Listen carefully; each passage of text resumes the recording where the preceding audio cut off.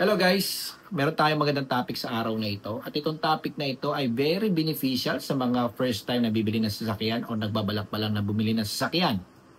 Hanap ay installment or financing. Gusto is mababang interest, mababang monthly, mabilis pong ma-approve. Ito na ang video magtuturo sa inyo kung paano po applyan ang tinatawag na Bank PO. At kung kayo po ay nag-apply ng auto loan sa mga dealerships, kayo po ay na-decline, walang follow-up coming from your agents. May history po kayo as CMAP o nahatakan po kayo ng sasakyan ng panahon ng pandemic at nais pong kumuha uli ng panibagong sasakyan. I-reach out nyo na ako sa aking Facebook page. Nang sa ganun, may ayos po natin yan at makakuha po kayo ng panibagong sasakyan. Okay? So, let's begin na mga ka-idol. Let's say kayo po ay matagal ng empleyado. Regular. May magandang sweldo. Walang history na may utang sa credit card. At may trabaho si Mrs. May mini-maintain po kayong local banks like BPI, BDO, PS Bank, Metro Bank, East West Bank, Security Bank, anything. Basta local bank mga ka-idol. Goods po yan. Pasok po kayo. O sabihin natin, negosyante po kayo. Legit na may rehistro. Nagpapile po kayo ng income tax. May shop po kayo or clinic. O sabihin natin, virtual po kayo. Meron po kayong warehouse. Pwede. At mini-maintain din po kayong bangko. Pwede. O let's say sabihin natin matagal na kayong OFW na monthly basis nagpapadala po kayo ng remittances. Kung sabihin natin imigrante po kayo na may properties po kayo dito at may mini-maintain po kayong local banks na madalas po kayong mag-remit or maghulog ng pera, pasok din po kayo mga ka-idol. So, paano ba applyan ang tinatawag na Bank PO? Ganito lang yan mga ka-idol. Huwag po kayong masyadong mabahala kung saan kayo pupunta. Dahil isa lang ang pupuntahan po ninyo. Ang inyong bangko kung saan po kayo depositor. Una po ninyong gawin is ganito. Pumunta po kayo sa internet, mag-google po kayo, hanapin po ninyo ang page ng brand na gusto po ninyo. Ano bang gusto mong brand ng sasakyan? Toyota, Mitsubishi, Nissan, Honda, or Ford. Check nyo sa Google. Sa Google, malalaman nyo na kagad kung nasaan ang kanilang website. From there, makikita ninyo yung mga line-ups ng kanilang sasakyan according doon sa mga variances. And there, makikita po ninyo ang price and also yung mga colors. Except yung discounts. Except yung mga promos. Price lang mga ka-idol. Then, punta po kayo sa inyong local banks. Kausapin po ninyo ang managers. Okay?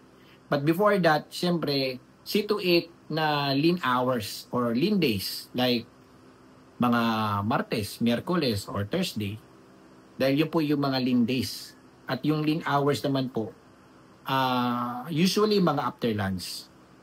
At make sure na makausap po ninyo is yung branch manager, not yung marketing, yung kanilang sales nila. Dahil sometimes, yung mga sales po ay hindi kayo masyadong i-entertain. Kapag nalaman po nila na kayo po ay mag-a-apply as auto loan, bibigyan mo na kayo ng maliit na papel o kapirasong papel na nagsasaad yung mga list of requirements na kailangan mo i-provide. Mag-a-apply ka pa lang naman. Gusto mo lang malaman kung magkano ang iyong down payment at magiging monthly. Tama po ba? O paano mo makukuha yun kung bibigyan ka ng ganon at babalik ka uli? Di pa balik-balik ka, idol. Kaya ang pinakamaganda is mag-reach out ka sa branch manager. Nang sa ganon, matulungan po kagad kayo. Dahil from there, pag upo po ninyo sa harapan ng branch manager, i-check na kagad ang inyong account kung saan po kayo depositor. Depositor po kayo sa branch na yan, goods. I-check po ang inyong pangalan. From there, makikita po ng manager yung flow ng inyong pera. Labas-pasok ng inyong pera at gradual na umaakyat. From there, malalaman po nila kung may tama po kayo sa inyong mga previous na, let's say, credit card. Pwede. Yes. At sasabihin na rin po kagad ni bank manager na, oy, insufficient po ang inyong pera, hindi po kayo masyadong naguhulog o madalas po ang inyong withdraw o may tama po kayo as credit card. From there, hindi po kayo magkakamali na kayo po ay madidecline. Advise na po kagad kayo ng manager na kailangan mo munang ayusin ang inyong account o bayaran po ninyo ang previous ninyong credit card or yung mga existing loans po ninyo. Okay? At kapag nakita po ng branch manager na okay po ang inyong account, bibigyan po kayo ng computation. But before that, syempre, aalamin niya muna kung magkano ang diskwento ng unit na kursunada mo. Mind you mga ka-idol, itong mga branch manager na ito ay may mga kakilala ng dealership o may mga dealer partners na po ito o sabihin nating mga ahente na inaalagaan. So, tatawagan po nila yan, tatanong po nila kung magkano ang diskwento, available po ba itong mga unit na ito, ano-ano yung mga color lineups. Okay, at kung sakaling nakuha niya na po yun, magkukumpita po kagad si bangko based doon sa price, less yung discount, then apply po kagad ngayon yung chattel mortgage, tsaka insurance, and see to it kung ito ba ay may promo o wala. Let's say yung promo, free insurance ngayong buwan na ito. Goods yun mga kaidol, malaki yung diskwento ito para sa inyo. So, price, discount, plus yung chattel mortgage, and then also the insurance. Okay? Then, kukumpute niya po ito, i-breakdown niya po ang inyong magiging down payment. Ngayon, tatanungin po kayo ng inyong branch manager, paano po ba, ilang terms po ba ito? Ito po ba ay 3 years, 4 years, or 5 years? Depende sa inyong budget.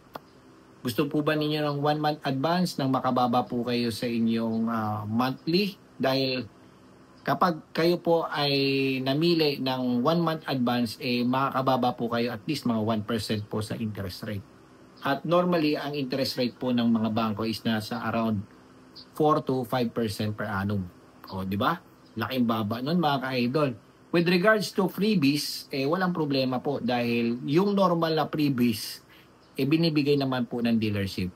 So, kailangan mo lang malaman kung libre ba ang LTO at yung TPL o third party liability. So, you have to see to it muna kung yan ba ay malilibre. Pero, wag po kayong mag-alala mga ka-idol dahil lahat ng yan, hindi mo na kailangan i-course through pa kung saang dealership malapit. Dahil si mismong bangko na ang gagawa ng lahat ng yan para sa'yo.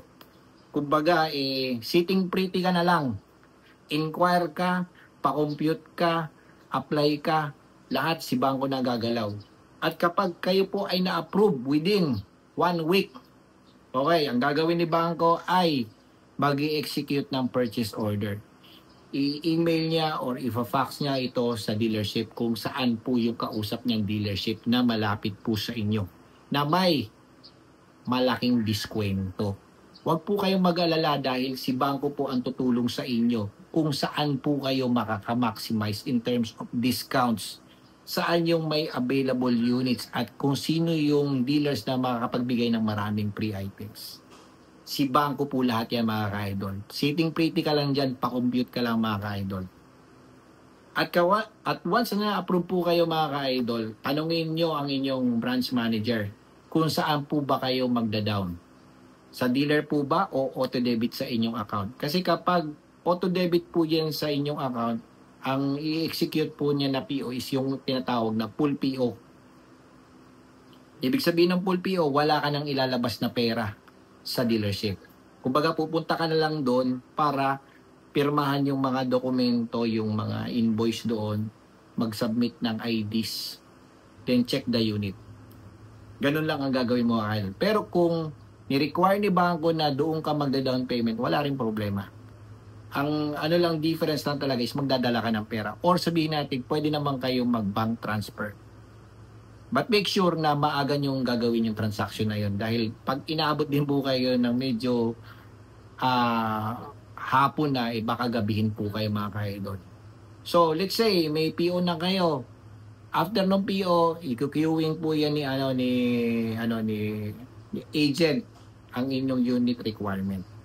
Yung PO po ninyo is considered as reservations. So, you don't need to place reservations or any amount of money sa dealership.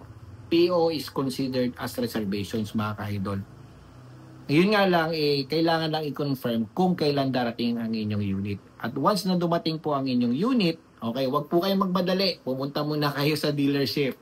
Check nyo muna ang inyong unit kung okay ba, kung mababa ba milyahe, Okay, wala bang scratches, wala bang dents, at ilan yung araw or lead time ng release ng unit. So let's say, sinabi ng agent, kaya ko pong i-release ito by tomorrow or within 2 days dahil may mahaba po kami pila.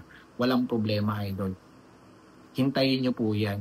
At once na okay na po lahat yan, nakapirma na po kayo sa bangko, at okay na rin po yan sa dealership, okay, magpapadala uli si bangko kay dealership ng authority to deliver.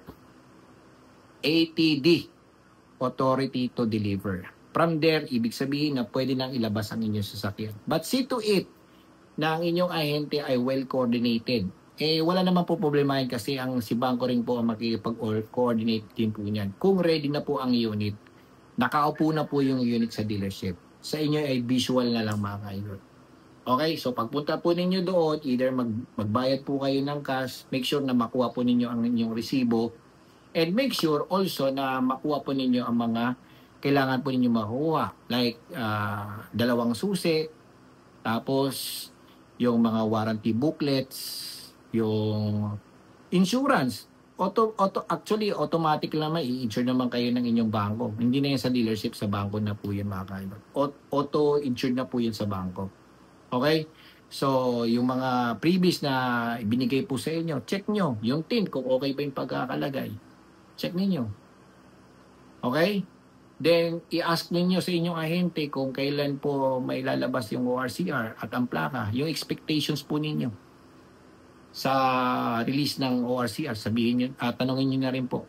Nang sa ganun, wala po kayong masyadong magiging agam-agam o worries. At ilang days po ang pwedeng i-travel ang inyong sasakyan. Dahil sometimes, okay, kung medyo by the book po kayo, walang problema. 1 week lang po, pwede mong ibiyahin sa sasakyan. After that, huwag mo nang ibiyahe. Or pwede mo namang ibiyahe, but make sure na wala kang makukumit na violations. Wala po kayong nilabag na batas. Dahil kapag may nilabag po kayong batas, kung may nakabanggaan po kayo, at yung unit po ninyo ay wala pa ring ORCR in a span of more than 1 month, nako, problema po yan, idol. Okay? See to it na makipag-coordinate po sa inyong ahente. Okay? So, ayan. Sa bangko, lahat makakababa ka. Mababa ang insurance. Mababa rin yung chattel. Mababa rin yung interest. Lalo na kung 1 month advance po kayo. At sitting pretty rin po kayo dahil si bank manager na lahat aasikaso ng inyong pag-purchase ng sasakyan through financing. At ang kagandahan po dito is magkakaroon po kayo ng magandang relationship sa bangko. Ang kagandahan po dito is magiging maganda po ang inyong credit record sa kanila. At usually, ang mga nakikita kong kumukuha ng unit through Bank PO ay good records. Sila yung mga customers na hindi po basta-basta nahatakan ng sasakyan. Dahil bago po yan bigyan ng approval ni bangko, makikita po niya sa inyong history na kayo po ay good depositor. Healthy po ang inyong bangko. Kaya from the start pa lang ng inyong usapan, mag-check na kagad ng inyong background yan. At doon pa lang makikita niya na, oh, good to, ma-approve to, guaranteed to. O yan, applyan mo na. Submit mo yung requirements. At ang kagandahan po dito, may mga ibang requirements ay ni-waive din po ni bangko. Kumbaga parang binabouch na kayo ni bangko. Or sometimes, gumagawa din po ng write-up yan just to help you na mabigyan ka pa ng special interest o mababang interest. Okay? So, kahit anong bangko yan mga ka-idol, kung kayo po ay depositor ng BPI, BDO, Metrobank or PS Bank, goods yan mga ka-idol.